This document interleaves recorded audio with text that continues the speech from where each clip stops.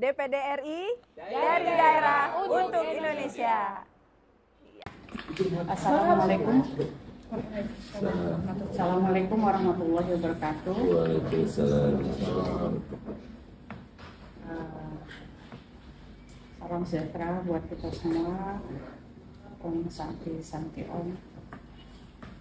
Selamat datang Pak Awan, Pak Ai di kantor DPD RI Jawa Barat.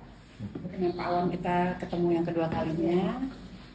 Kali ini Bu Agita kembali minta masukan, saran dan informasi terkait materi reses kali ini tentang Undang-Undang Nomor 11 mengenai kesejahteraan sosial terkait dengan pemberian makan bergizi. Kebetulan kemarin kita sudah mengundang dinas sosial dan mereka sudah menyampaikan bahwa dinas sosial tidak terlalu berperan di sini. Yang berperan besar adalah dinas pendidikan dan dinas kesehatan. Makanya kami berharap dari dinas pendidikan hari ini kita dapat input yang lebih apabila memang sudah ada rapat-rapat atau program yang sedang berjalan ini. Dan untuk itu kami minta Bu Agita menyampaikan apa yang Bu Agita ingin ketahui dari dinas pendidikan. Demikian, silakan Ibu. Bismillahirrahmanirrahim. Assalamualaikum warahmatullahi wabarakatuh. Waalaikumsalam warahmatullahi wabarakatuh. Puji syukur kita panjatkan kehadirat Allah Subhanahu wa Ta'ala yang telah memberikan karunia-Nya kepada kita semua sehingga kita bisa berkumpul lagi di sini. Perkenalkan Pak, saya Agita Nurfianti, saya anggota DPD RI Jawa Barat, dan saya ini ada di Komite 3 Pak. Komite 3 ini kan membidanginya antara lain kan di pendidikan, kesehatan, agama, kebudayaan, pariwisata, pemuda dan olahraga, kesejahteraan sosial, pemberdayaan perempuan dan perlindungan anak, tenaga kerja, keluarga berencana, perpustakaan, dan ekonomi kreatif juga masuk di dalam Komite 3 Pak. Selamat datang saya ucapkan kepada Pak Awan. Ini untuk yang kedua kalinya ya Pak hadir di sini. Kemudian untuk Pak Ai, selamat datang Pak. Hari ini kita akan melaksanakan kegiatan audiensi dalam rangka menjawab aspirasi masyarakat yang terkait dengan sudah disampaikan Bu Hera tadi ya, pemberian makan gizi gratis ini ya Pak. Makan gizi gratis ini kan ini kan oleh Pak Presiden untuk menciptakan generasi penerus yang kuat dan berpotensi menjadi pilar kemajuan bangsa mewujudkan cita-cita Indonesia Emas 2045. Jadi mungkin ada beberapa poin Pak yang ingin saya diskusikan gitu di sini dengan dinas pendidikan. Antara lain ini, apakah sekolah-sekolah di daerah sudah siap menjadi tempat pelaksanaan program makanan bergizi gratis? Di sekolah mana saja kalau misalkan sudah ini makanan gizi gratis ini akan dilaksanakan pada tahap awal gitu, mungkin kan ada tahap-tahapannya dulu gitu Pak. Kemudian bagaimana sistem penyiapan pendistribusian makanan di sekolah ini seperti apa, terutama untuk memastikan kebersihan dan keamanan pangannya. Kemudian apakah ada penyesuaian jadwal sekolah untuk mendukung program ini? Apakah tenaga pendidik dan staf sekolah juga disosialisasikan tentang program makan gizi gratis ini? Apakah makanan yang diberikan sudah disesuaikan dengan kebutuhan gizi anak-anak usia sekolah? Yang kelima, bagaimana mekanisme pencatatan dan pelaporan terkait penerimaan manfaat di tingkat sekolah? Siapa saja yang terlibat? Apakah orang tua siswa dilibatkan juga dalam mendukung program ini? Kemudian yang terakhir, bagaimana pola koordinasi tata kelola pemenuhan pelayanan makanan bergizi gratis di tingkat daerah antara Dinas Pendidikan Dasar, Menengah daerah dengan Badan Gizi Nasional? Sejauh mana koordinasi yang telah dilakukan? Kurang lebih seperti itu Pak untuk diskusi hari ini. Terima kasih. Terima kasih Ibu. Demikian Pak Awan dan Pak Ai apa yang diinginkan dari buat kita. Jadi saat ini emang Komite 3 sedang menginventarisir rencana kegiatan pemberian makan gizi berat, makanan dan gizi untuk siswa-siswa sekolah. Untuk itu kami mohon kesediaannya Pak Awan dan Pak Ai untuk bisa memberikan masukan. Terima kasih. Bismillahirrahmanirrahim. Assalamualaikum warahmatullahi wabarakatuh. Yang sangat saya hormati Bu Anita dan rekan-rekan dari staf DPD. Terima kasih juga ke Pak Hasan sudah bersama-sama hadir di kegiatan ini dan teman-teman lain yang magang ya dari SMK Pak Hasan, dari SMK 1 Garut. Pertama dan utama, marilah kita sama-sama menjadikan puji dan syukur. Alhamdulillah Bu, pagi ini kita ketemu lagi, walaupun ada kaget gitu, karena memang programnya belum pernah kita bicarakan. Salam dan salam juga marilah kita sama-sama dibacakan junjungan kita Nabi Muhammad Sallallahu Alaihi Wasallam. Selamat siang, salam sejahtera untuk kita semua. Yang pertama, kronologisnya ya Bu, saya kemarin dapat surat itu dari Pak Sekdis. Pas saya baca, Pak, memang makan gratis itu akan masuk ke pendidikan menengah juga gitu, karena dulu kan infonya itu hanya untuk pendidikan dasar. Pak Sekdis sampaikan iya, terus beliau juga menyampaikan pertanyaan-pertanyaan yang tadi, dan kemarin kami koordinasi ke semua wilayah, apakah memang sudah ada kegiatan-kegiatan yang berkaitan dengan pelaksanaan program makan bergizi ini ya Bu. Nah, dari informasi yang kami terima itu sebagian besar menyampaikan belum ada kegiatan-kegiatan uji coba, dan kami juga secara kelembagaan di instansi dinas pendidikan belum pernah mendapatkan arahan kaitan dengan program ini. Jadi kami juga belum ada koordinasi dengan OPD lain terkait kegiatan ini. Pak Hasan juga dari Birokasra juga belum ada info katanya, termasuk juga dari Dinas Kesehatan yang menjadi leading sektor untuk kegiatan ini juga belum ada informasi. Hanya beberapa informasi dari lapangan seperti yang disampaikan, misalkan dari Sumedang Bu, dari Sumedang itu menyampaikan belum ada uji coba, tapi sudah ada vendor yang datang ke sekolah menanyakan jumlah siswa. Itu yang dari Sumedang ya Bu. Jadi dari Sumedang ini hanya tadi pagi ada vendor catering yang bertanya jumlah siswa, ini kemarin ya Bu.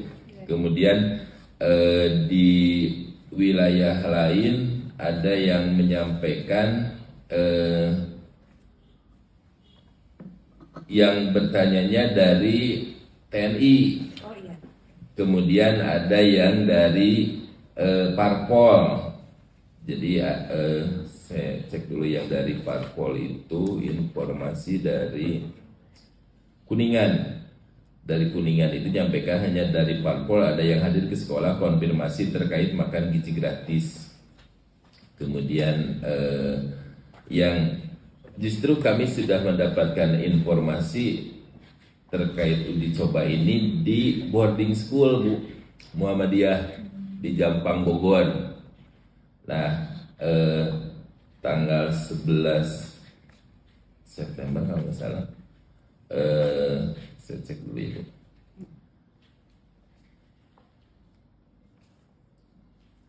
Jadi hadir pada waktu itu Pak Wapres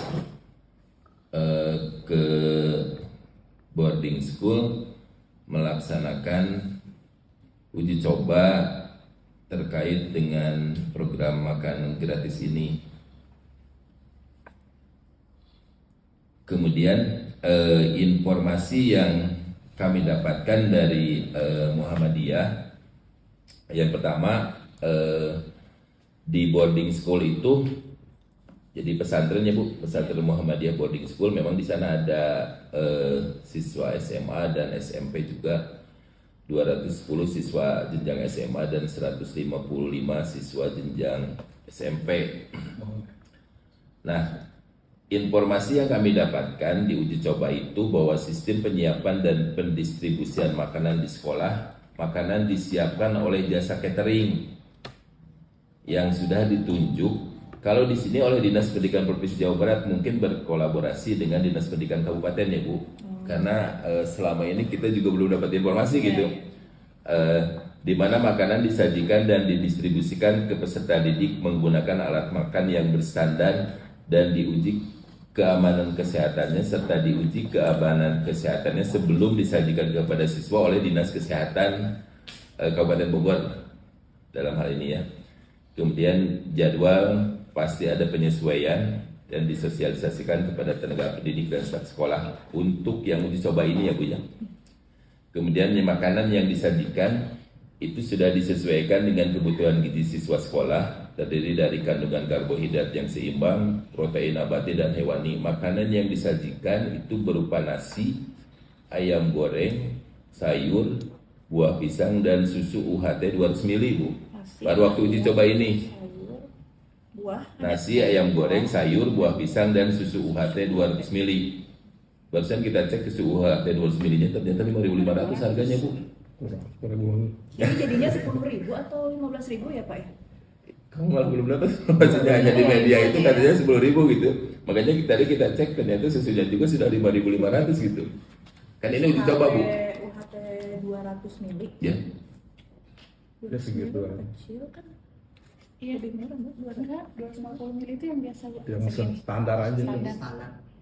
Itu 5.500. Kalau lihat di Google berusaha 5.500. Mungkin ini sebelum ini Bu, sebelum evaluasi ke harga karena dilakukan itu kalau nggak salah 11 September ini. Saya cek lagi nanti tanggalnya Bu. Kemudian pelaporan berdasarkan data siswa aktif pada Podik. Jadi memang didata dulu awalnya jumlah siswanya. Diundang pada pelaksanaan program yaitu komite sekolah. Jadi memang diundang juga dari komite sekolah.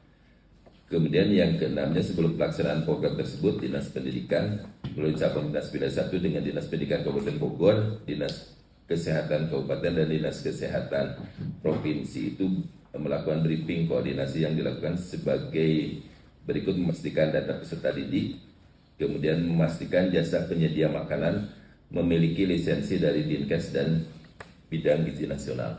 Ini yang dilakukan di pesantren Muhammadiyah, dan informasi yang kami terima baru di wilayah tersebut yang ada uji coba.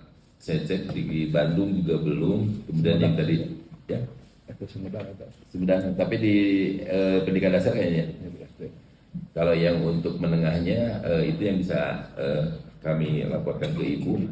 Nah, pada kesempatan ini justru kita berharap juga dapat informasi dari Ibu untuk kedepannya bagaimana langkah-langkah untuk kesiapan kami gitu, termasuk juga pola penganggaran untuk program ini juga kita mesti diskusikan juga nanti ke teman-teman perencanaan, apakah itu disalurkan langsung ke satuan pendidikan. Karena ini juga saya pikir harus sangat hati-hati Bu, karena jumlah siswanya juga lumayan besar. Kalau misalkan yang paling banyak itu kita 1.000 SM, kalau SMK bisa sampai 2.000 ya. Kalau 2.000 kali 10.000 per hari itu berarti kan 200 juta.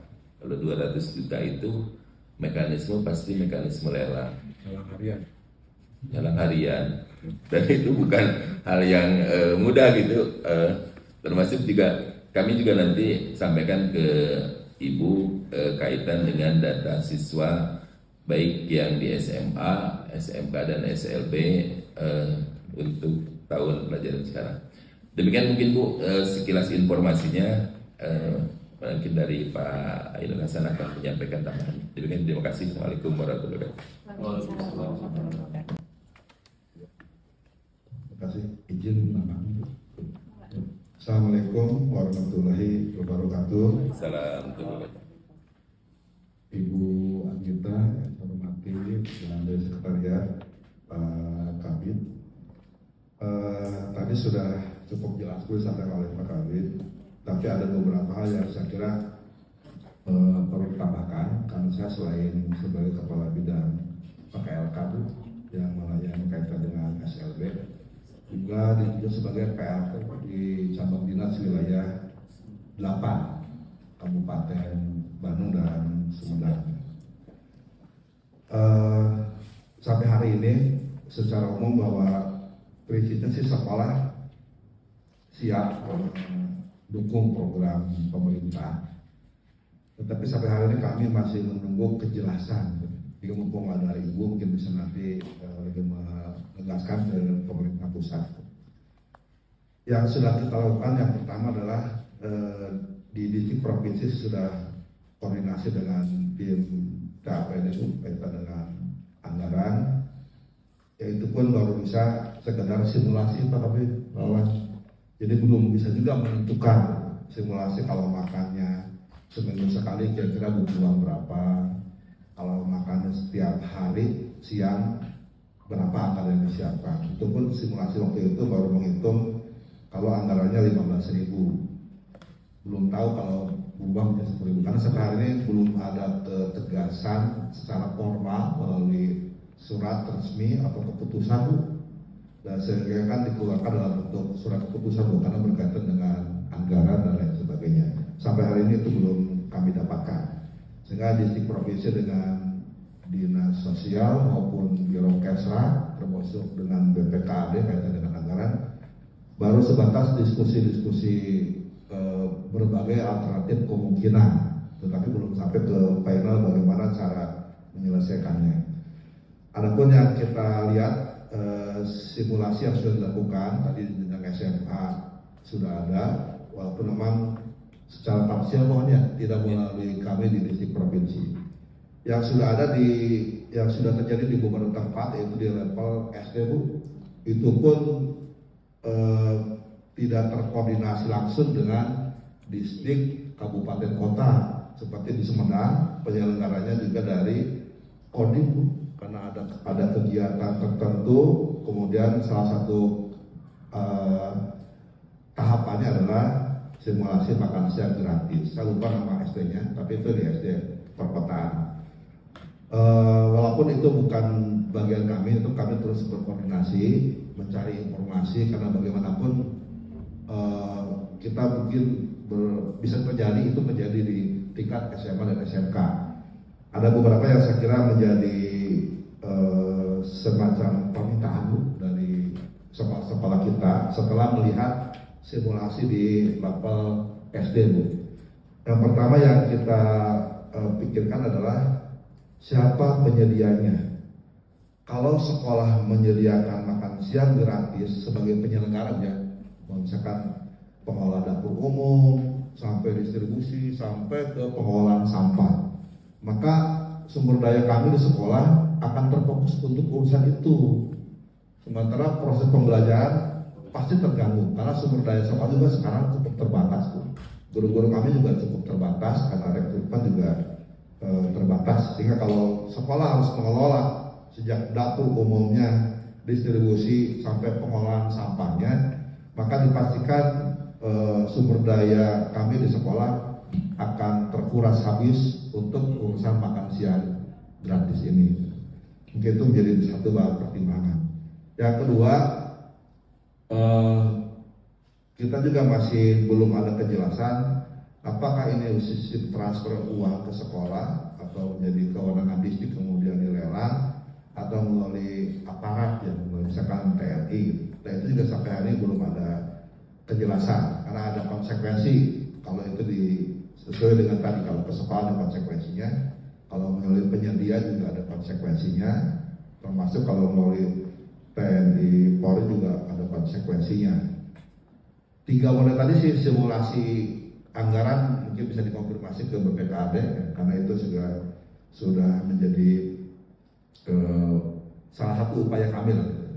Termasuk informasi dari beberapa Pemda kabupaten kota, konsekuensi kalau itu dikelola oleh aparat TNI Polri, maka ada konsekuensi berikutnya adalah fasilitasi tempat dengan distribusi itu kayak yang kami dengar informasinya itu juga minta tambahan anggaran dari APBD di luar makan minum gratis yang tadi.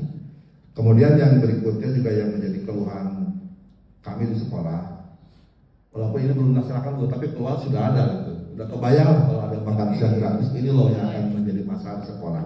Pertama tadi kalau sekolah pengolah maka proses sumber daya kami akan terkuras. Kalaupun misalkan penyedianya pihak yang lain, maka kami akan kesulitan kalau itu dapurnya ada di sekolah, karena tidak semua sekolah di kita cukup ruang yang cukup ya untuk sebagai dapur umum. Beberapa mungkin ada, karena tidak semua sekolah juga sempit Pak Kabidya, ada beberapa yang cukup luas. Kalau sekolahnya memungkinkan, lahannya memungkinkan, maka disilakan digunakan dapur umum. Tapi yang kita minta sirkulasinya tidak terlalu bersentuhan dengan proses belajar mengajar. Jadi tempatnya agak terpisah, jangan sampai dapur umum kemudian gerbangnya terganggu, ya. Siswa kita keluar kelas juga terganggu, sehingga proses pembelajaran menjadi tidak optimal. Ya kalau hanya sekali insidenting nggak masalah, tapi ini kan sepanjang tahun, sehingga proses pembelajaran kita minta tetap menjadi diperhatikan, tidak terganggu dengan proses pertama dapur umum. Apakah di sekolah maupun di luar kita tidak ada masalah. Kalaupun di sekolah sepanjang itu lahannya memungkinkan. Di luar maupun di dalam yang kami khawatirkan adalah tadi proses sirkulasinya, distribusi barang ke titik kumpul, kemudian dari titik kumpul ke titik siswa dan ruang-ruang. Nah, paling beberapa sekolah sudah mencoba simulasikan walaupun tidak secara fisik ya, kira-kira titik kumpulnya di mana, kemudian bagaimana distribusi ke siswa-siswa. Kemudian yang berikutnya adalah standar gizi. Sekolah sebagai penerima program tidak punya kapasitas untuk mengukur standar gizi dan kualitas barang. Karena yang kita khawatirkan kalau distribusinya jauh, hati-hati di perjalanan kemudian jadi basi. Yaitu mungkin yang kita khawatirkan datang sudah basi, kemudian sekolah tidak mengecek karena terlalu banyak ya kita distribusikan, ada sesuatu ke anak didik kita, sehingga itu menjadi bahan. Apakah mungkin UKS kita diperkuat, di mana puskesmas bisa masuk, karena UKS sekolah kan sederhana tanpa pemindahan dari puskesmas untuk menjadikan standar kesehatannya ya, sehingga pada kala ada kasus keracunan dan sejenisnya kita bisa lebih dan lebih siap gitu. Kemudian yang berikutnya adalah tata kelola sampah, karena pasti kalau satu hari minimal ada 500 siswa aja di sekolah yang kecil itu kan udah 500 box ya per hari.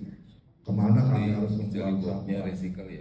Kecuali boknya bisa apalagi kami di Jawa Barat tuh ada instruksi gubernur yang meminta sekolah itu melakukan pengolahan sampah mandiri.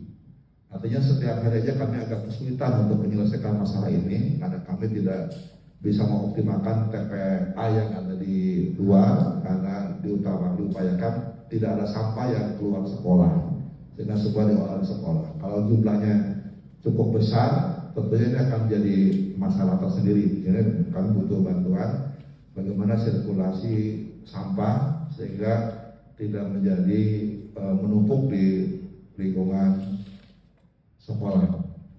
Itu mungkin hal yang strategis itu yang menjadi perhatian kami di sekolah. Mudah-mudahan ini juga terus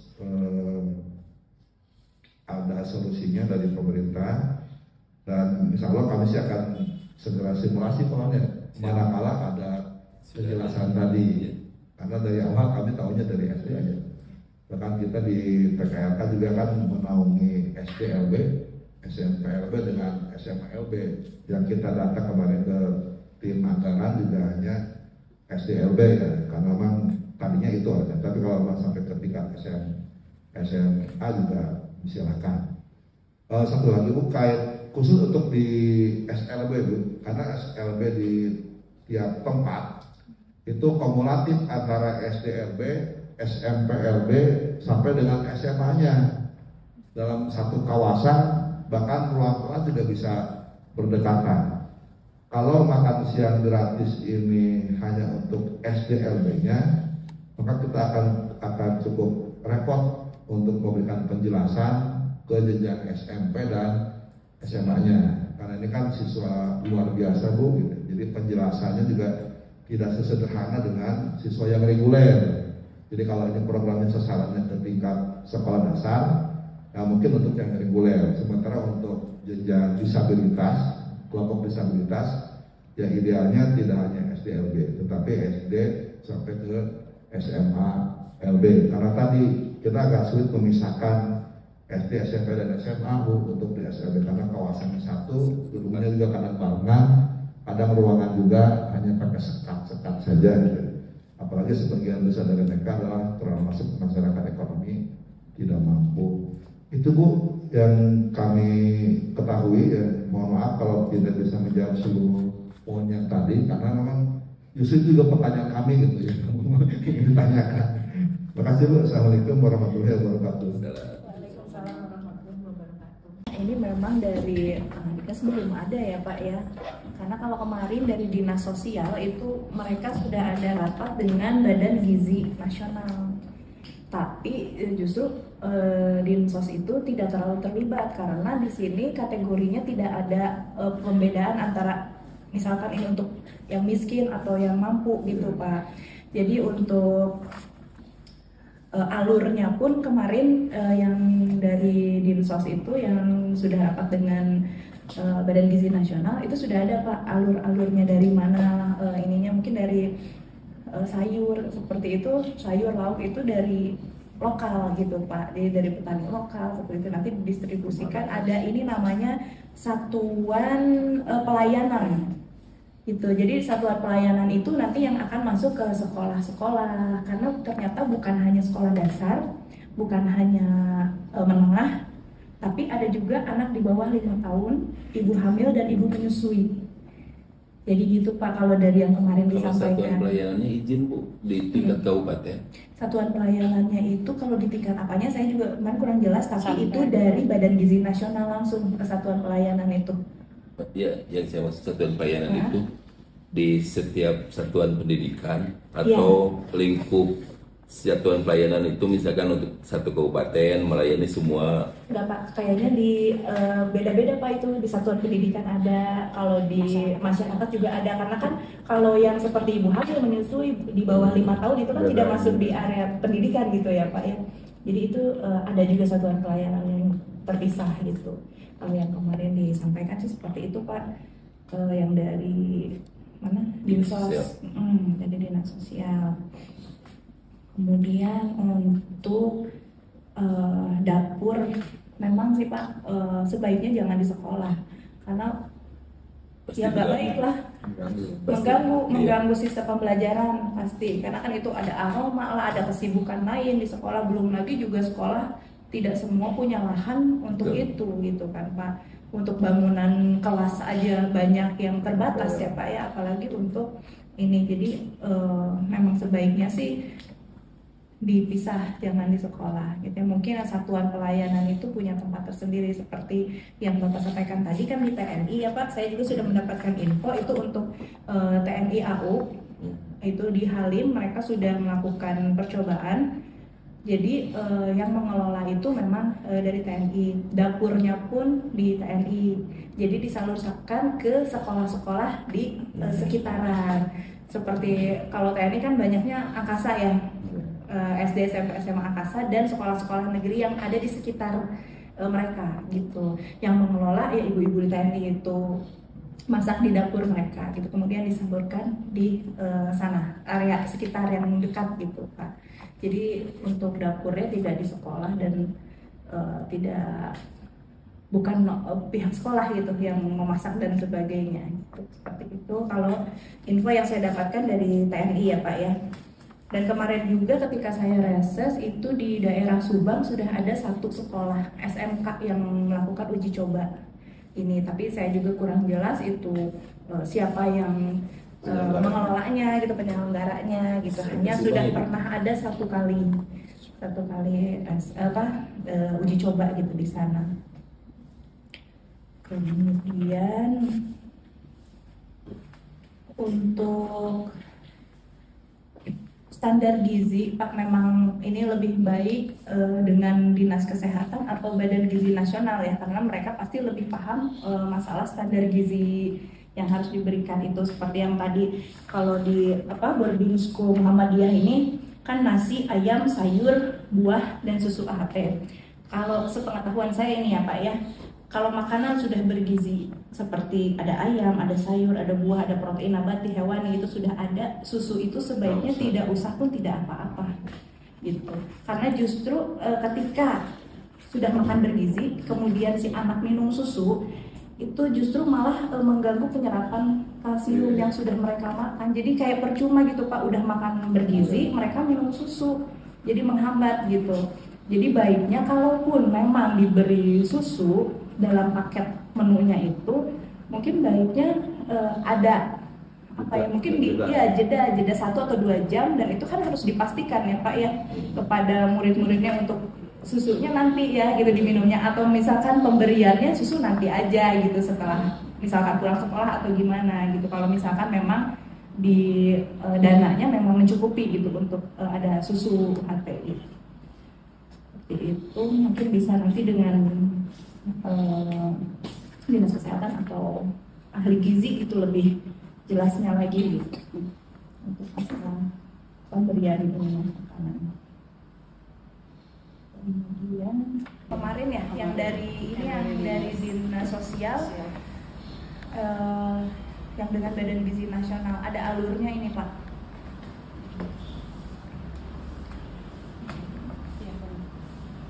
Dari mulai bahan baku Ya. langsung masuk ke BUMDes, terus ke satuan pelayanan, terus langsung food prosesor gitu kan di tempat itu, satuan pelayanan itu. Ya, satuan pelayanan baru itu disebarkan ke balita, sekolah. anak-anak, Oh iya, ibu berarti hamil satuan pelayanannya menyusui. bukan di Iya. adalah satuan pelayanannya mungkin ada di atas satuan pendidikan gitu. Iya, Iya, di luar ada ada di luar ya. khusus emang. Iya. Jadi di situ kalau sekolah itu masuknya ke bagian penerima. Jadi Iya. yang di sebelah kanan sekali itulah sekolah jatuhnya. Nah, satuan pelayanan itu kemarin kalau nggak salah dia bilang kan bisa PKK, bisa TNI, bisa ini belum ditetapkan Bu ya, siapa belum. satuan pelayanan. Iya, Iya, bisa juga. belum. Kayak catering mungkin kalau misalnya ditunjuk juga mungkin bisa seperti itu. Iya, seperti itu. Nah, Itu sebagai Bu, ini satuan pelayanan kan harus ada penetapannya Bu, karena kan Nah, itu. anggaran negara ya, Iya. karena memang misalkan penunjukan juga kalau tanpa dokumen resmi kan berbahaya juga Bu. Iya. gitu. Nah, kemungkinan nanti kan penunjukan dan lain-lainnya kita nggak tahu ya Bu, mungkin Bapeda yang pegang atau gimana nya. Sampai ini informasi sih belum ada kabar ya, Bu. Iya. Belum ada. ini sebagai informasi data siswa ya Bu. Iya. Jadi kalau saya sudah sampaikan ke Pak Loki, ke Bu Hera, untuk yang kami kelola aja menengah itu untuk siswa SMA, SMK, SLB negeri itu di 943.185, dan untuk yang swastanya itu 1.024.536. Jadi total siswa SMA, SMK, SLB negeri swasta itu 1.967.721. Ini juga mungkin harus jadi kajian supaya nanti kami di lapangan itu bisa memberikan informasi apakah program ini akan diberikan kepada seluruh siswa atau misalkan hanya beberapa sekolah, atau apakah ini nanti juga akan setiap hari. Karena saya hitung itu kalau 10.000 itu seharinya itu butuh 19,6 M Bu Sehari ya. sehari itu 19,67. Iya. Jadi kalau memang programnya untuk seluruh siswa dilakukan setiap hari, cukup enggak gitu anggarannya gitu. Saya khawatirnya nanti kami di lapangan dengan berbagai informasi yang sudah sampai ke masyarakat kan pasti nanti akan jadi pertanyaan dan kita harus siap menjawab kenapa SMA 1 dapat, SMA 2 enggak gitu. Nah, nanti juga kriteria apa yang harus kami lakukan ketika Ibu misalkan bertanya sekolah mana yang siap untuk melaksanakan. Karena kalau lihat dari alur, sebetulnya kan sekolah itu penerima manfaat. Dan saya yakin semua sekolah siap saja dipasien nasi bungkus misalkan atau nasi dus setiap hari ya.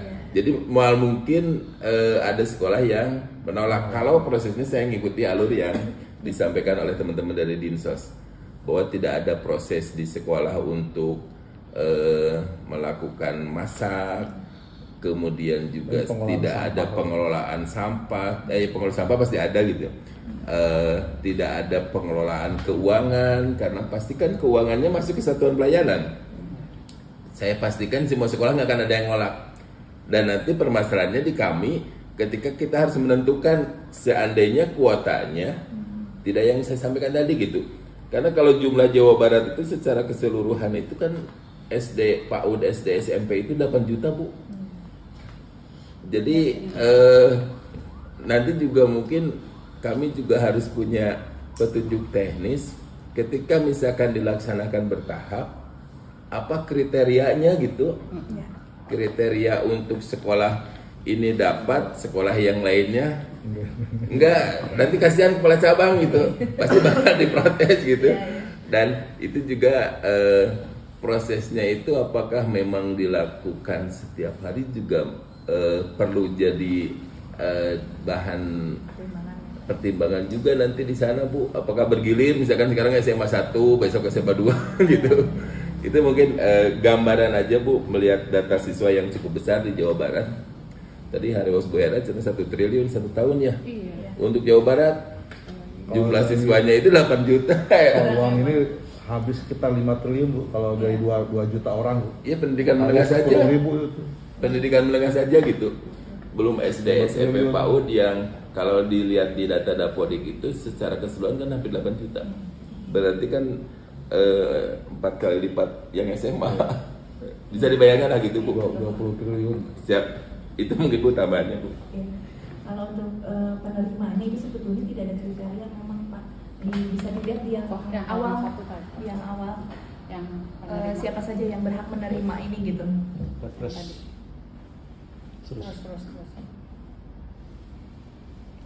Nah ini Pak. Di sini semua Pak tidak ada kriteria, makanya kemarin itu dengan Dinsos saya pikir kan ada kriterianya, mungkin yang miskin atau yang gimana gitu seperti bansos gitu, tapi ternyata tidak ada. Di sini memang semua. Tapi mungkin kalau untuk sekolah-sekolah tertentu mungkin ada penawaran apa mau menerima atau tidak. Uji cobanya di boarding school Bu. Muhammadiyah ya, itu boarding school sekolah ya? yang boarding school juga. Ya itu, tapi ini kalau lihat dari sini ya Pak ya tidak ada kriteria sekolah mana, tapi memang semua. Untuk ini juga SLB itu semua pokoknya yang sederajat lah Pak, pesantren pun masuk ya, pendidikan layanan khusus pun masuk. Itu kalau dilihat dari ini, gitu Pak. Kemudian kalau untuk tata kelola sampah ya Pak, kalau misalkan ini kan ada satuan pelayanan itu, seharusnya makanan itu tidak dikemas pakai dus atau yang dibuang Pak. Jadi baiknya memang dengan wadah makan yang bisa dicuci dan dipakai ulang, jadi tidak akan menimbulkan sampah. Harusnya seperti itu. Kemudian ini pemberiannya 1 minggu sekali ya kalau nggak salah ya. Bukan sini juga deh. Kok di bagian mana kok? Oh jadi tinggal tiap hari. Kayaknya gitu tadi tuh dilihat untuk yang balita datang ke posyandu seminggu sekali akan diberikan terus. Dia ada catatan kecil sekali di bawah. Kayak tanda bintang gitu lah. Terus belum. Terus. Nah ini itu nih keterangan. Balita penerima program dikumpulkan setiap minggu di posyandu untuk pemantauan monitoring. Ibu hamil dan menyusui mendapatkan asupan jus buah seminggu sekali. Kalau untuk siswa, belum. Nah, nggak ada tuh di situ. Full bacanya. Nah, kalau posyandu sih emang mingguan Bu. Iya, Kegiatan sekali. posyandu Biasanya sekali. sebulan sekali malah Kalau Iya, Bambang kan dia iya. sebulan sekali. Sebulan sekali. Iya. Tapi ini jadinya posyandu jadi aktif seminggu sekali. jadi mingguan kalau ini. Nah untuk anak sekolah belum ada keterangannya nih apakah setiap hari atau seminggu sekali. Memang kalau tiap hari besar sekali ya Pak ininya dananya. kalau ininya kita bisa dapat ini Bu, yang perpres lengkapnya. Yang tadi yang pertama itu Di sini kan Ada nggak perpresnya? yang pasal 5 berdasarkan peraturan Presiden Republik Indonesia. Nah, ada yang utuhnya nggak? Sebentar, di searching di situ nomor berapa sih?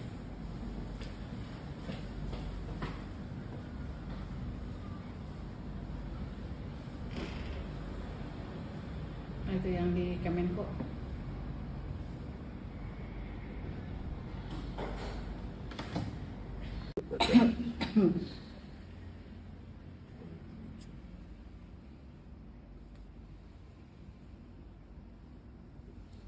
Gongnya kapan Bu? Mulainya? belum ada ini juga Pak untuk pelaksanaannya gitu Iya. ya. Makanya itu saya pikir gitu sudah ada dengan dinas-dinas terkait itu seperti Dinsos, dinas pendidikan gitu. Saya alhamdulillah diundang Ibu. Jadi baru enggak gitu. Malah ada program ini. Cuman kalau lihat dari alur ya Bu, memang kalau lihat dari sana makan kita hanya penerima manfaat. Saya kirim ya Pak Wan. Ya.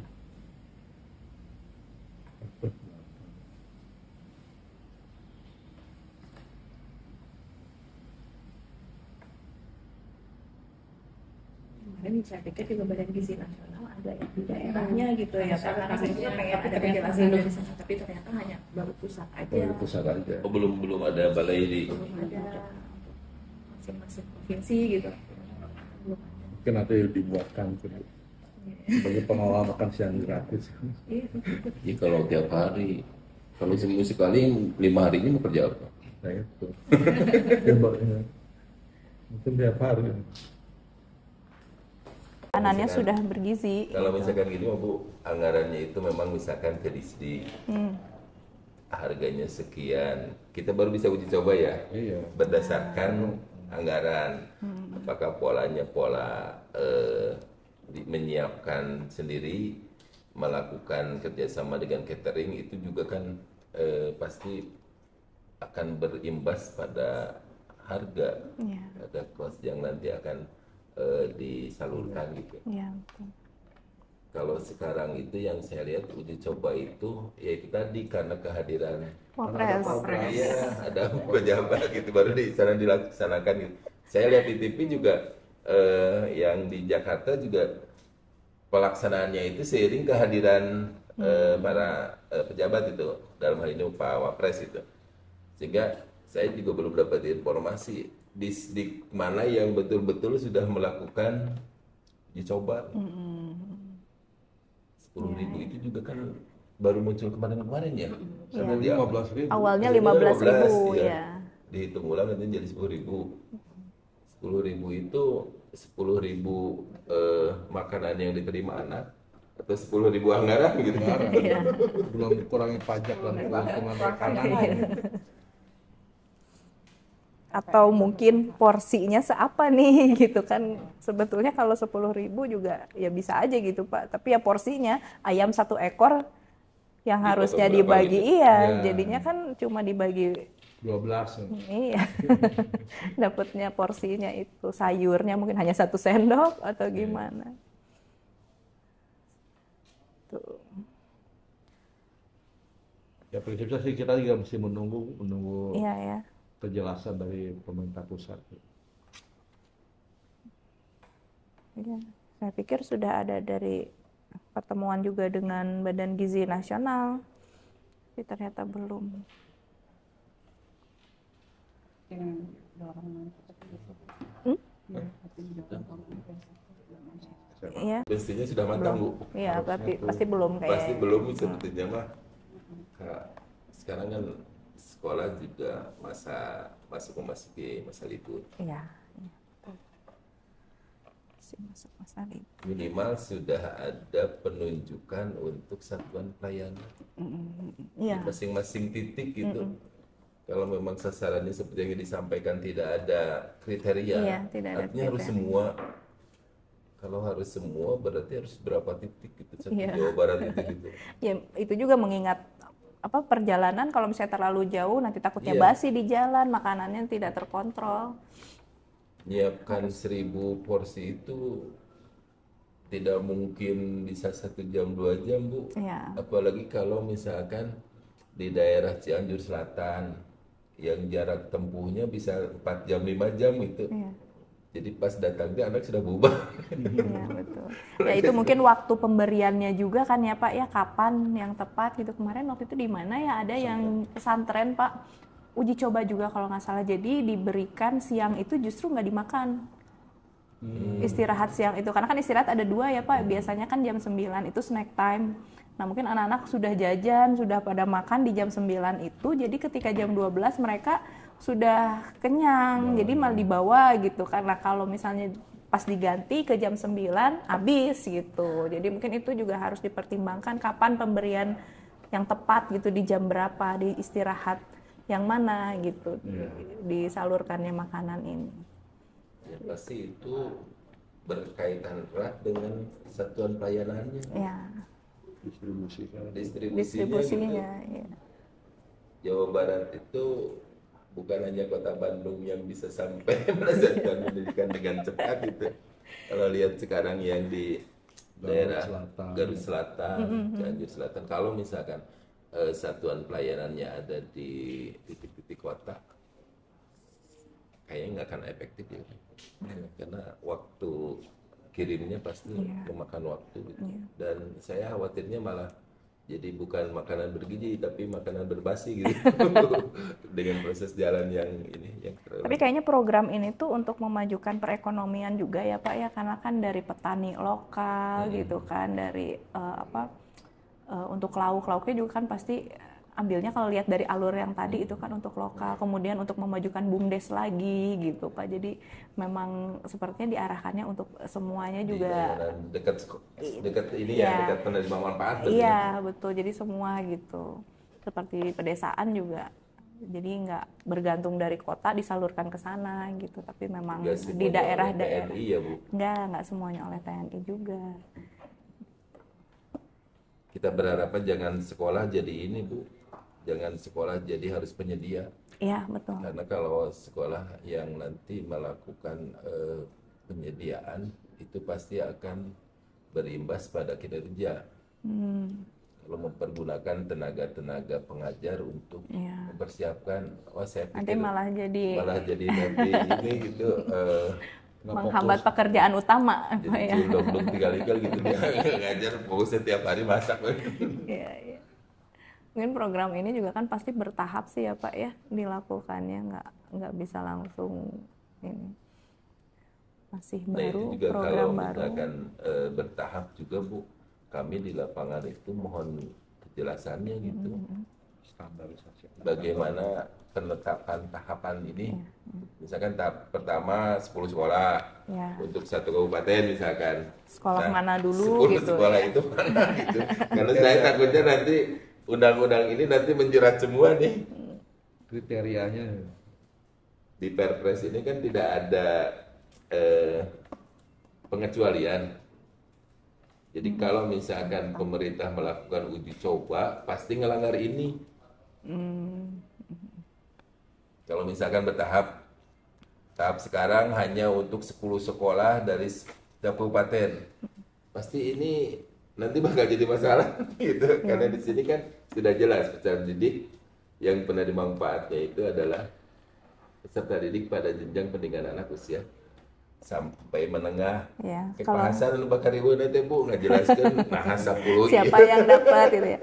Kalau di sini sih Pak, saya ini tahap awalnya itu diprioritaskannya justru untuk prasekolah PAUD Pak. Pak Udul. Iya, PAUD dulu dan peserta didik sekolah dasar. Sekolah menengah di daerah kabupaten kota yang memiliki status stunting dan kemiskinan tinggi.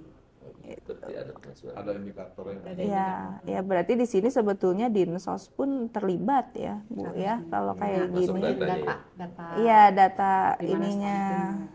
Mungkin maksud dia kemarin itu Bu, kenapa dia nggak terlibat stunting dan lain-lain, datanya mungkin ada di Dinkes.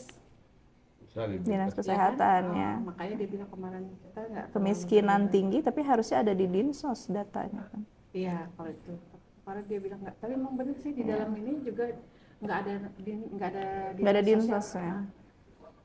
Cuman Dinas, Dinkes sama Badan Gizi. Iya, Badan Gizi itu. Malah yang masuk lagi apa? Bappenas. Dana Dana ininya kan, anggarannya. anggarannya ya. Kemudian selanjutnya itu baru ke daerah-daerah yang memiliki kesiapan fasilitas sarana dan prasarana untuk menjalankan program ini. Memang bertahap ya berarti ya. Sama tadi tahap yang ini tadi.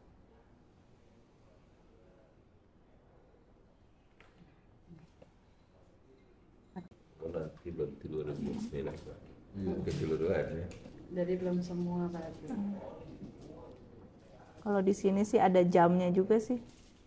PAUD tuh pagi jam 8, SD jam 9, SMP SMA baru jam 12.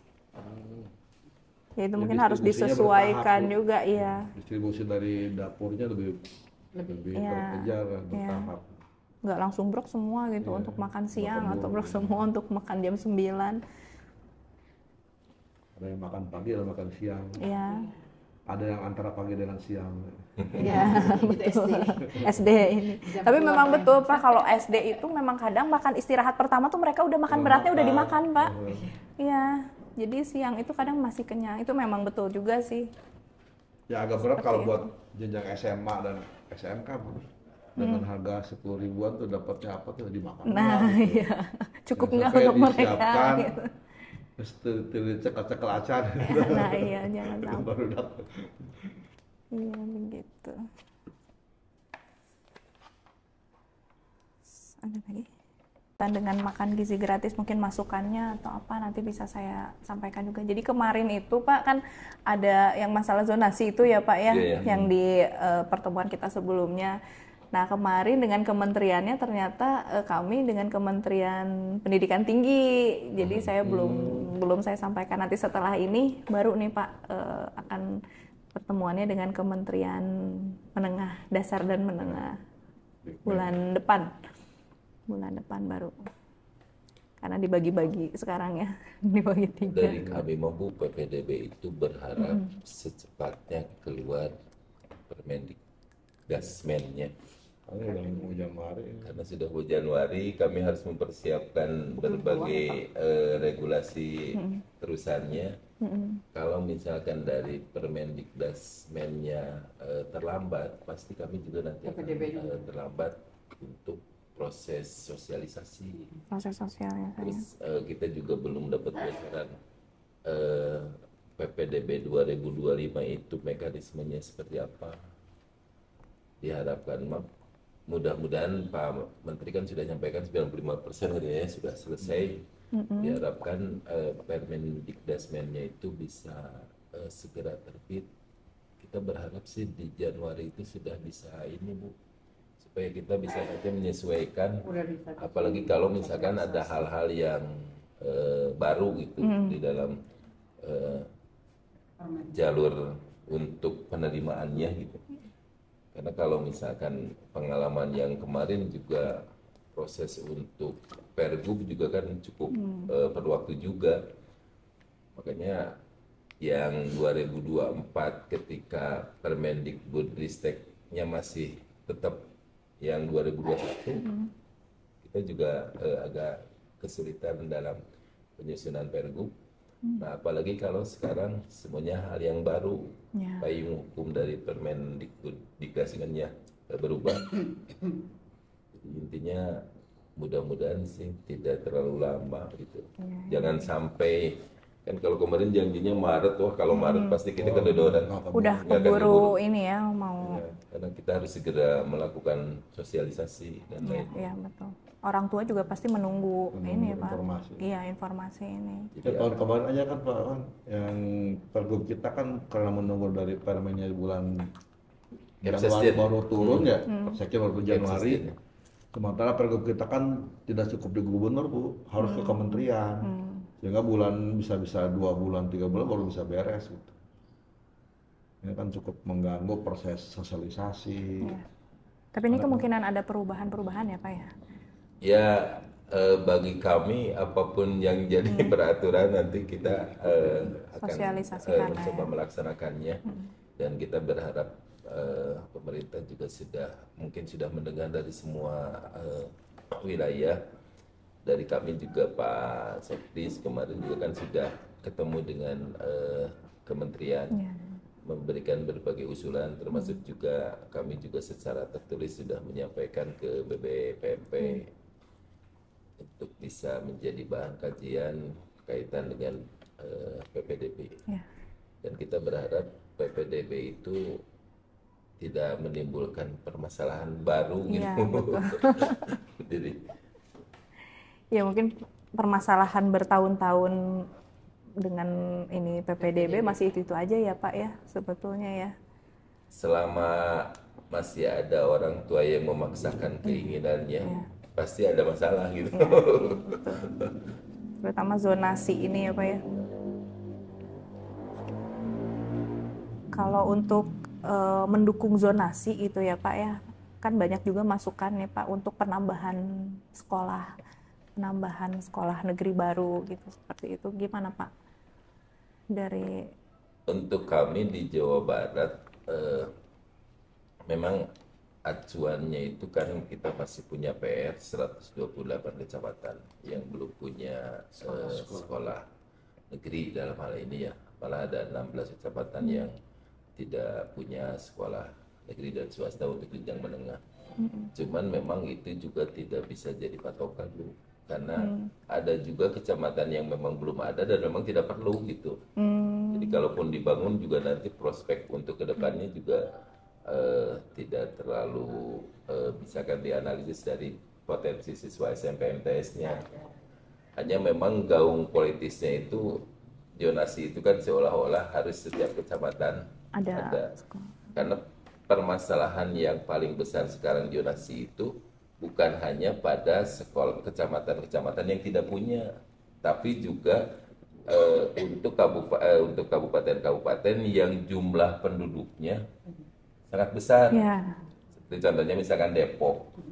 Depok itu dengan jumlah sekolah yang ada, dengan jumlah populasi penduduk yang semakin tinggi, memang diperlukan sekali untuk segera ada unit sekolah sekolah baru. baru ya. Kota Bandung, dulu bahasan pernah di Kota Bandung, jadi pernah merasakan bagaimana perlunya sekolah-sekolah, walaupun di kecamatan itu sudah ada satu Ya, atau ya. dua Tapi sekolah. karena penduduknya banyak, Nah, nggak tertampung ya Pak. permasalahan ininya itu Bu, sekarang itu untuk kota-kota besar, kabupaten yang memang besar, permasalahan untuk unit sekolah baru itu terkait lahan. Karena lahan itu di Permendikbud 36-nya itu menyatakan bahwa tanah itu harus milik pemerintah daerah dan lembaga untuk swasta. Nah, salah satu cara untuk mendapatkan lahan kan beli. Kalau tidak, pemerintah daerah tidak punya lahan yang bisa dihibahkan ke provinsi. Kalau beli untuk wilayah Depok, Harganya. Bogor, Bekasi itu bukan ini gitu. Udah Ada uangnya juga belum tentu ada lahan yang luasnya ideal Ya. untuk unit sekolah baru. Makanya kami di ini fokus juga bagaimana kita mengoptimalkan sekolah-sekolah swasta gitu. Ya. Jadi bukan hanya ke negeri saja, tapi juga bagaimana kita bisa sekolah-sekolah swasta itu menjadi penopang Nah, iya, betul. penerimaan siswa, sehingga sisi kualitasnya lah nanti Pak Aksen yang jelasin bagaimana sekolah-sekolah swasta itu diharapkan kualitasnya itu bisa seimbang lah dengan negeri. Iya, iya. Walaupun sisi lainnya juga ada permasalahan Bu, ketika masih adanya perbedaan negeri dan swasta kaitan dengan pembiayaan, maka selama itu juga orang tua akan memilih ke negeri. Iya. Karena negeri itu memang kan Jawa Barat itu sudah tidak memperbolehkan ada iuran. Iya. Kalaupun misalkan kita melakukan mekanisme sumbangan, itu juga bukan hal yang mudah di lapangan. Karena nanti juga sekolah bakal dilaporkan gitu. Iya, iya. Nah, di sisi lain, sekolah-sekolah swasta itu kan masih diperbolehkan untuk memungut iuran. Sehingga selama ini masih ada, maka orang tua pasti akan berusaha untuk ke negeri. Itu mungkin PR-PR yang harus kita ini Bu. Sekali lagi untuk unit sekolah baru memang kita terus berupaya. Di tahun sekarang kita membangun untuk SMA 3 unit sekolah baru. Kemudian untuk SLB malah lebih banyak ya unit-unit sekolah baru yang kita bangun. Di 2025 juga kita merencanakan 4 unit sekolah baru. Kemudian PR kita juga Bu, di kami itu masih ada sekolah-sekolah yang masih belum punya lahan. Jadi untuk Bekasi aja, Bekasi itu SMA 2 Cibarusah. Oh, Cibarusah. Itu lahannya masih numpang, tapi sekolahnya sudah lama gitu. Alhamdulillah 8 Tambun Selatan pemerintah daerah sudah menggunakan lahan 4 babelan, dan di tahun 2025 ini kita rencanakan untuk melakukan pembangunan di sekolah-sekolah tersebut. Ya, karena di ketika reses juga saya masih banyak menerima itu ya Pak ya, belum sekolah yang nggak ada, sekolah daerah yang nggak ada, belum ada sekolahnya gitu. Salah satunya itu di Sumedang ya, di Mekar Bakti daerah situ.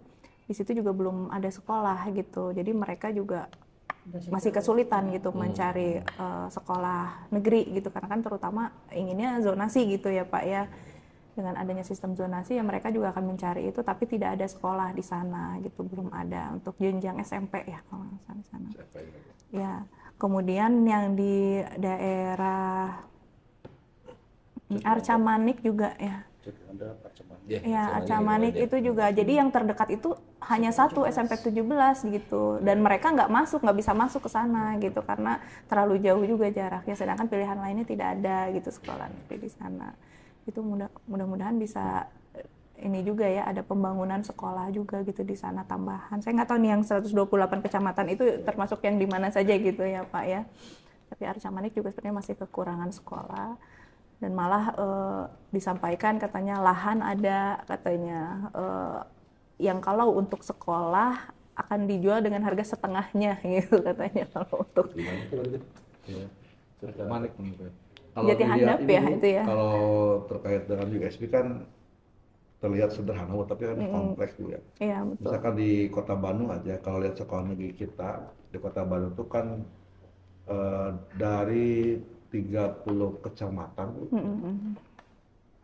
yang tidak ada sekolah negeri itu 12 kecamatan Bu. Kalau ukurannya kecamatan Bu ya, itu. Sehingga kalau lihat kasat mata itu sekolah itu kurang gitu. Iya. Karena dari 30 kecamatan, 12 sekolah, 12 kecamatan tidak ada sekolah negeri. Tapi kalau lihat kapasitas Bu ya, di Bandung itu lulusan SMP dan madrasah itu di kisaran 30 sampai 35 ribu setiap tahun.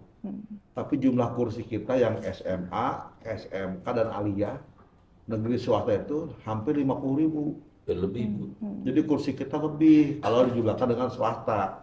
Jadi kalau kita membuat sekolah negeri baru, maka semakin banyak sekolah swasta yang nggak ada muridnya gitu. Nah mungkin yang jadi masalah kan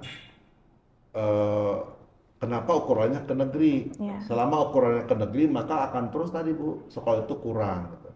Ya saya kalau sebagai masyarakat pasti memilih negeri karena memang faktanya negeri gratis. Apalagi di Kota Bandung ini kan sumbangan pungutan tidak ada, apalagi termasuk sumbangan juga sangat sulit karena masyarakat kan berpikir yang disebut gratis ya memang nggak ada biaya, padahal sumbangan itu kan tidak ada yang namanya sumbangan gratis. Sumbangan itu kan sukarela, jadi tidak terikat dengan gratisnya. Tapi faktanya kan itu tidak ada. Nah, sementara kalau ke sekolah swasta itu biaya untuk masuk saja itu yang saya dengar ya, ini mungkin benar atau tidak, tapi ya cukup besar Bu ya, Iya. antara 20 sampai 30 juta untuk masuk ke sekolah Swasta. swasta ya, rata-rata antara segitu. Belum lagi biaya bulanan Iya. segala macam ya. Sehingga memang cukup berat kalau masyarakat secara umum harus masuk ke sekolah negeri, ke sekolah swasta, karena tadi ada biaya-biaya tadi. Kalaupun kita mendirikan sekolah tadi masalahnya, kita akan seperti tidak aware lah dengan sekolah swasta ya, karena masalah mereka juga saat ini tidak ada siswa. Gitu. Ya kita di dua pilihan sih Bu. Kalau di distrik kan kita juga memperhatikan sekolah swasta, juga memperhatikan tuntutan masyarakat. Ini dua sisi ini agak dilematis gitu. Kalau kita ingin memperhatikan masyarakat, dirikanlah sekolah negeri sebanyak-banyak. Tapi kan swasta juga bagian dari kita yang harus diperhatikan. Dan mungkin solusi lainnya adalah pembiayaan di swasta mungkin perlu disupport. Nah itu Pak. Betul. Kemudian juga kalau itu disupport, saya yakin secara bertahap masyarakat juga akan beralih ke swasta. Ya. Karena di beberapa wilayah seperti di Indramayu atau di beberapa titik, negeri swasta sama aja Bu. Mereka ke swasta juga gratis kok. Bahkan kalau ke swasta dapat tambahan Bu, swasta ngasih pakaian atau paket sepatu gitu. Karena memang tadi gitu, di wilayah tertentu memang biaya pendidikan cukup ringan. Sementara di perkotaan tadi kan pernah daya saingan berat itu. Nah mungkin kita berada di posisi tadi Bu. Apakah mengikuti keinginan masyarakat membangun negeri, sekolah lagi atau mengikuti kita juga harus memperhatikan swasta tanpa membangun sekolah. Tapi ada konsekuensi berikutnya Bu yang selama yang dirasakan oleh sekolah negeri ya, berdasarkan pantauan kita. Dengan sekolah gratis ini idealnya kan gratisnya buat masyarakat Bu. Artinya konsekuensi pembiayaan di sekolah tetap dipenuhi. Itu yang ideal sekolah gratis tuh. Sehingga sirkulasi program kegiatan sekolah tidak berkurang. Tapi yang terjadi sekarang kan sekolah gratis tetapi pembiayaan tidak ditutupi. Artinya kan sekolah perlu men-switch ulang program dan kegiatannya. Sehingga tidak jangan kaget kalau kegiatan di sekolah banyak yang hilang. Tidak ada penguatan, selama ini ada bimbel, jadi tidak ada. Karena kan kalau bimbel kan perlu bayar dengan lembaga lain. Jadi guru-guru juga hanya aktivitas rutin harian saja. Tidak ada penguatan-penguatan yang melibatkan pihak lain. Karena kalau di internal juga segitu-gitunya Bu. Dan selama ini memang yang paling bagus ya pasti melibatkan pihak yang lain. Jadi kalau lihat ranking peringkat sekolah ya dari tahun ke tahun turun Bu, yang negeri tuh turun. Misalkan SMA 3 Bandung yang dulu peringkat-peringkat atas, sekarang udah peringkat-peringkat sudah semakin merosot. Karena kegiatan penguatan kompetensi siswa kaitan dengan bisa kuliah tuh mulai berkurang. Karena memang pembiayaannya hanya bersumber dari anggaran BOS. Sementara anggaran lain kan partisipasi masyarakat semakin turun. Karena berpikir yang namanya PRI itu ya sama sekali tidak ada biaya. Padahal yang disebut gratis kan nggak ada pungutan.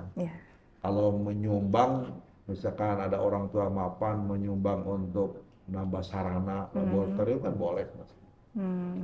Itu kan menjadi problem tersendiri.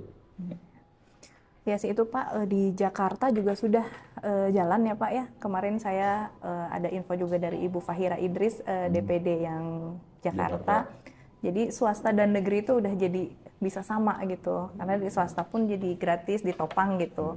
Seperti itu mungkin ya itu salah satu solusi juga ya Pak ya. Di Jakarta sudah mulai katanya kemarin seperti itu. Mudah-mudahan di Jawa Barat juga bisa. Ya salah satu solusinya. APBD-nya Bu. Kan hari distrik aja udah keteteran ya untuk yang negeri aja gitu ya Pak. Untuk negeri aja sudah ini Bu. Itu pun hanya bayar tenaga honor kita ya. BOPD juga. Dan nambahkan yang tadi disampaikan Pak Hasan Bu. Jadi salah satu indikatornya juga kita sekarang prestasi-prestasi juga untuk yang negeri semakin kalah bersaing lah. Kayak OSN itu itu juga karena kan ditopang oleh kegiatan-kegiatan di sekolah. Artinya sekolah kalau dulu itu kan punya anggaran khusus untuk mempersiapkan anak-anak untuk kegiatan OSN, pembinaan dan lain-lain. Kalau sekarang kan yang tadi disampaikan untuk bisa berjalan aja sekolah sudah alhamdulillah gitu. Dan biasanya sekolah tidak mau beresiko dengan melakukan penggalangan sumbangan karena nanti malah jadi laporan kemana-mana gitu. Itu yang masih di ini kan adanya pungli gitu kan ya Pak ya. Ya mungkin Ibu juga kalau misalkan menerima informasi adanya pungli gitu, sebetulnya kan sekolah juga sudah paham iuran itu tidak ada, cuman ruang sumbangan itu memang kan sangat tipis Bu perbedaannya gitu. Sumbangan yang dilakukan oleh komite sekolah, dikelola oleh komite sekolah, kadang-kadang kan tiap orang berbeda. Yang asalnya dari sekolah sumbangan tiba-tiba seolah-olah jadi wajib.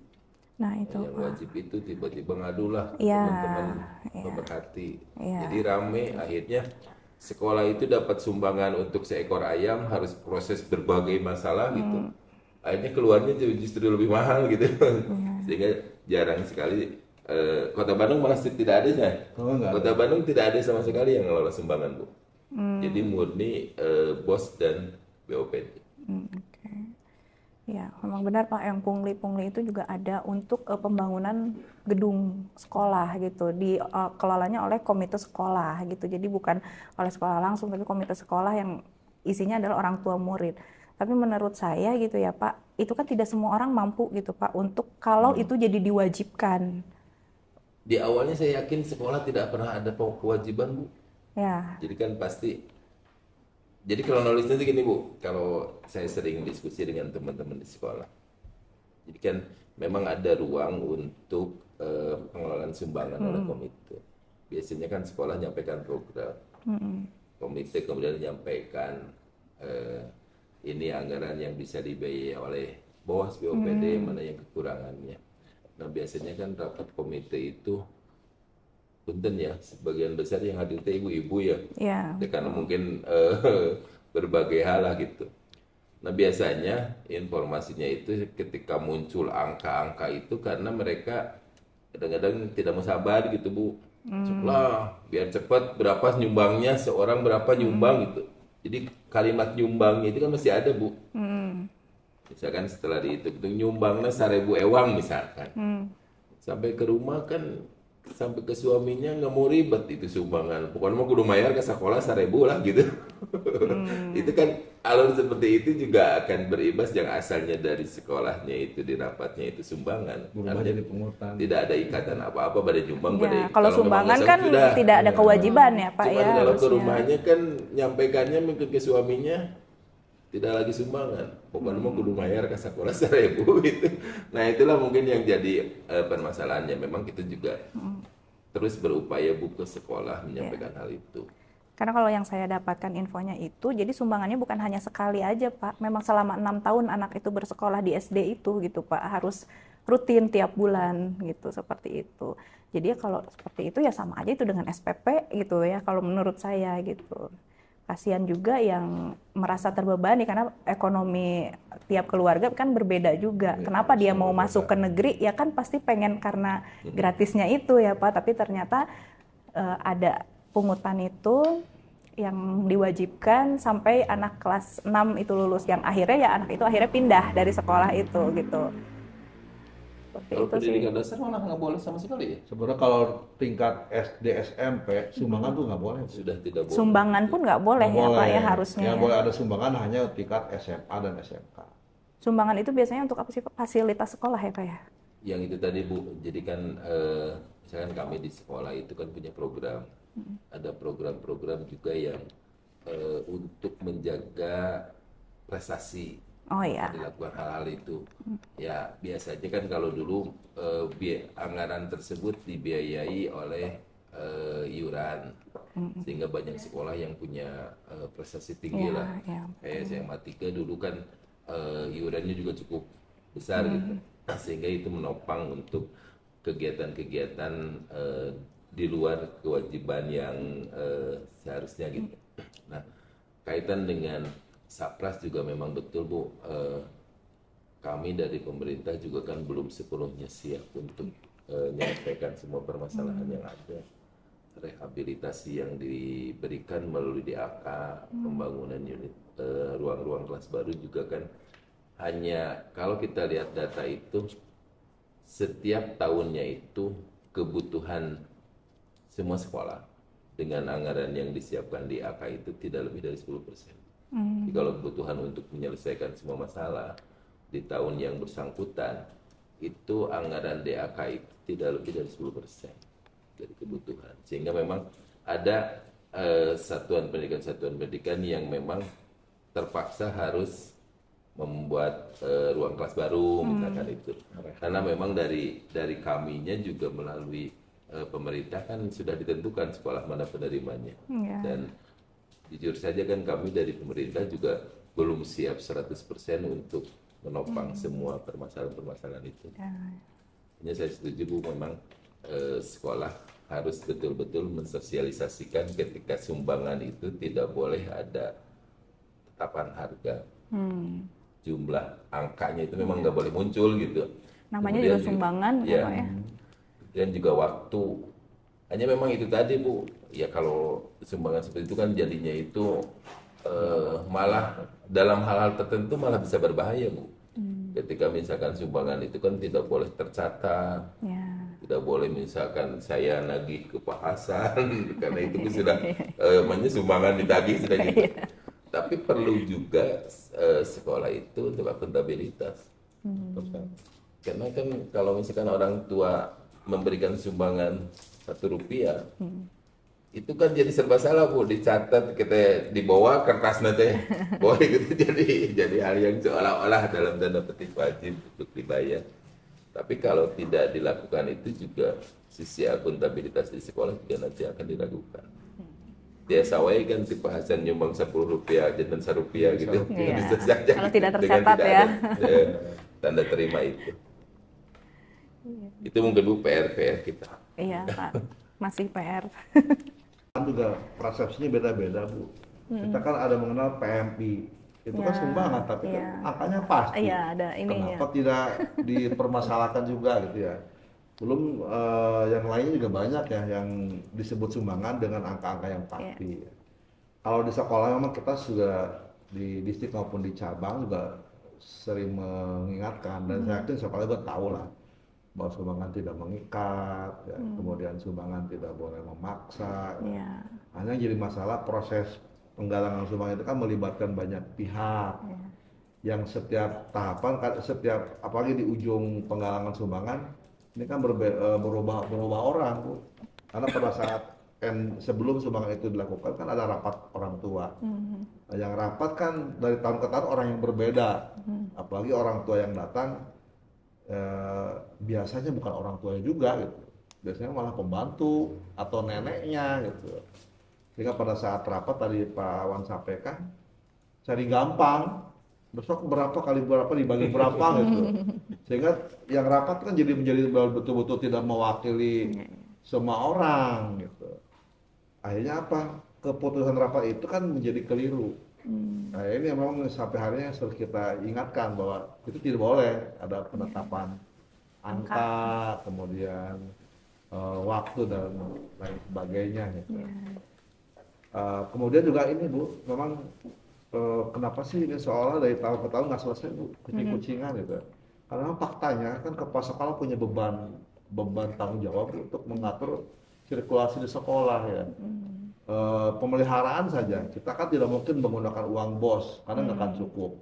Sementara bantuan pemerintah dari data tadi kan hanya sekisaran kan 10% ya. Dan APBD kita kan nggak ada ke situ Bu. Terus sekolah dapat dari mana untuk mencukupi melihara sekolah, apalagi menambah ruang kelas gitu ya. Dari mana uangnya? Kalau tidak dari sumbangan ya, kecuali tadi sudah aja jika SMP SD sumbangan nggak usah sekalian gitu. Tapi konsekuensinya pemerintah harus mencukupi pemeliharaan sekolah kudu dicukupi, Kan banyak sekolah kita kalau lihat dari di data Dapodik, kualitas sarana kan tambah tahun tambah menurun Bu. Yang rusak ringan jadi rusak sedang, sedang rusak berat. Ini siapa yang tanggung jawab gitu? Kalau DAK ya berarti harus tambah DAK-nya. Kalau DAK nggak cukup, APBD kudu nutupi. APBD nggak cukup dari sumbangan. Nah, ini kan kadang karena semangatnya yang terlalu tinggi, ya akhirnya apa? Banyak yang dilanggar Bu. Saya aja di KCD 7 sebelumnya Bu, di Kota Bandung, hampir setiap kesempatan kita selalu bersetegang dengan forum komite. Karena semangat mereka tuh menggali sumbangan. Bukalah keran kami ngambil sumbangan. Kalau sumbangan pola gini, akhirnya kan kelihatan memang semangat mereka kan menggali sumbangan. Tapi manakala ada masalah hukum, bukan komite Bu yang dikejar, kepala sekolah gitu. Sehingga memang kadang di distrik dengan di cabang juga berusaha mengawasi betul bahwa penggalangan sumbangan itu betul-betul benar-benar memang sumbangan. Tidak berubah menjadi pungutan. Iya, jadi pertama kita berhadapan dengan yang kucing-kucingan, yang kedua memang berhadapan dengan semangat yang besar tanpa memikirkan akibatnya. Bahkan yang memang kebutuhan siswa aja di Bandung jadi masalah Bu, karena misalkan ada di beberapa SMK ada uji kompetensi, itu nggak ada di anggaran bos Bu. Sementara uji kom ini yang menggunakan LSP Bu dari BNSP Bu, itu kan standar yang optimal supaya di dunia kerja bisa diterima. Jadi pasti semua pengen itu. Tapi manakala itu dijadikan beban biaya, itu jadi dilaporkan. Jadi padahal sekolah udah memberikan pilihan, kalau ingin gratis, udah uji kompetensinya di sekolah. Sekolah udah menyiapkan uji kompetensi gratis. Tapi kalau menggunakan standar LSP berbayar. Nah itu aja kita agak berat tuh menjelaskan, karena orang tua tetap pengen LSP tapi gratis. Sampai ke baris kirim nggak selesai Bu gitu. Dilaporkan ke Polres, clear, naik lagi ke Polda, terus sampai ke baris kirim, karena orang tua tetap ngotot itu menjadi bagian dari pungutan, padahal uang tidak masuk ke sekolah. Nah, hal yang begitu saja kan masalah Bu, apalagi kalau SMK kan ada PKL, itu kan biayanya besar Bu, ada biaya makan, transportasi segala macam. Nah, itu kan apakah itu sumbangan? Kan nggak bisa Bu, karena angkanya pasti. Jadi kalau sumbangan abu-abu menjadinya Bu, sumbangan juga bukan, pungutan juga mungkin mendekati pungutan gitu, tapi bukan pungutan untuk sekolah kan, operasional ke siswa sendiri. Sehingga tadi pemaknaan sumbangan pungutan juga menjadi kabur dengan beberapa kasus begitu. Dan sekarang agak banyak ramai itu PKL, karena PKL pasti angkanya pasti gitu. Tinggal siapa yang mengelola, kan tidak mungkin siswa perorangan mengelola sendiri PKL. Pasti ada kelompok-kelompoknya Bu ya, apakah wali kelasnya gitu. Kalau komite mengelola juga banyak urusan, kan orang tua juga banyak pekerjaan. Nah mungkin problemnya kompleks sih Bu. Masih tetap harus dalam pengawasan ya Pak ya. Sumbangan ini memang benar-benar sumbangan, tidak menjadi pungli atau harapannya mungkin Bu, APBD semakin kuat sehingga betul-betul sanggup untuk membiayai. Betul. Kalau memang tidak sanggup, kita harus jujur itu. Sudah saja gratis itu hanya memang ditujukan untuk orang-orang yang memang tidak mampu. Untuk keluarga yang mampu mah silahkan aja dikelola gitu. Toh banyak untuk orang-orang yang berada dilakukan hal yang sama seperti kepada orang-orang yang miskin. Kecuali kalau pemerintah sudah siap, kami siap menanggung semua kebutuhan sekolah. Jadi komite sanggema itu mah rata semua gitu ya. Lebih baik fokus kepada yang memang tidak mampu. Hanya mungkin dari sisi politis mual pajang Bu. Karena aku Ya ada plus minusnya lah. Ya itu Betul, mungkin itu Ibu, apalagi yang bisa kami bantu. Sudah ya Bu Hana, sudah ini sih Pak, sudah semua untuk masalah gizi gratis sampai tadi yang masalah PPDB juga ya Pak. Cuman kami mohon Bu, seandainya Ibu dapat bocoran untuk program ini, Bang Inten secepatnya kita diberitahu Diinformasikan gitu. ya, Pak, Jadi iya. minimal Januari itu. kita akan segera menyusun strategi apa yang harus kami lakukan. Siap. Kalau bocorannya itu sudah jelas, Iya, misalkan betul. sekolah posisinya sebagai apa, apalagi kalau misalkan sekolah harus menjadi pengelola. Siap. Itu mah harus sejak awal ya, Iya, Bro. harus Karena kita jauh-jauh harus hari. memetakan sekolah mana yang siap untuk Iya. itu. Kecuali kalau sekolah hanya penerima manfaat. Kalau yang penerima manfaat, saya sampaikan ke ibu semua sekolah pasti Siap, akan ya. siap melaksanakan itu gitu. Iya betul Pak. Itu mungkin Bu yang terakhir. Ya. Bu. Oke, betul. Hatur nuhun Pak Awan sareng Pak Ai. Rasanya sudah ini semua ya Pak ya, sudah kita bahas semua. Ada lagi dari Bu Hera? Mudah-mudahan kegiatan hari ini dapat manfaat untuk kita semua ya Pak ya. Demikian acara ini kita tutup. Wabillahi taufiq wal hidayah. Wassalamualaikum warahmatullahi wabarakatuh. Waalaikumsalam warahmatullahi wabarakatuh.